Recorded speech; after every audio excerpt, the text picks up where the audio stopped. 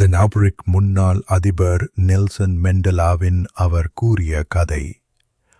நீண்ட போராட்டத்திற்கு பிறகு நான் ஜனாதிபதியான பின் ஒரு நாள் என் முதல் கட்ட பாதுகாப்பு படையினருடன் நகரில் உள்ள ஒரு உணவகத்திற்கு சென்றிருந்தேன். அவரவர் தமக்கு விரும்பிய உணவுக்கு ஆர்டர் செய்துவிட்டு அமர்ந்திருந்தோம். அப்போது என் எதிர் மேசையில் ஒருவர் தனியாக தன் உணவுக்காக காத்திருந்தார். என் படைவீரனை அனுப்பி அவரை எம்முடன் வந்து ஒன்றாக உணவருந்தும்படி சொன்னேன்.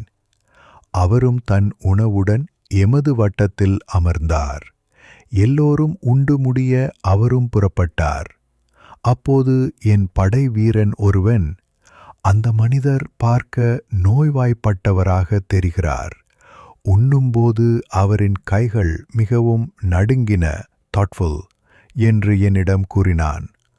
உடனே நான் குறுக்கிட்டேன், அது உண்மை அல்ல வீரனே. நான் முன்பு சிறையில் இருந்தபோது இந்த மனிதர்தான் என் சிறை காவலராக இருந்தார். என்னை அடிக்கடி கொடுமைப்படுத்தும் போதெல்லாம் நான் கூக்குரலிட்டு களைத்து போய் கொஞ்சம் நீர் அருந்த கேட்பேன். அப்போது இந்த மனிதர் என்னிடம் வந்து என் தலைமேல் சிறுநீர் கழித்துவிட்டு செல்வது வழக்கம். அவர் தென்னாப்பிரிக்க ஜனாதிபதியான என்னை இப்போது இனங்கண்டு விட்டார் போலும். நான் இப்போது அவருக்கு பதிலடி கொடுப்பேன் என்று நினைத்தே அவர் நடுங்கியிருப்பார்.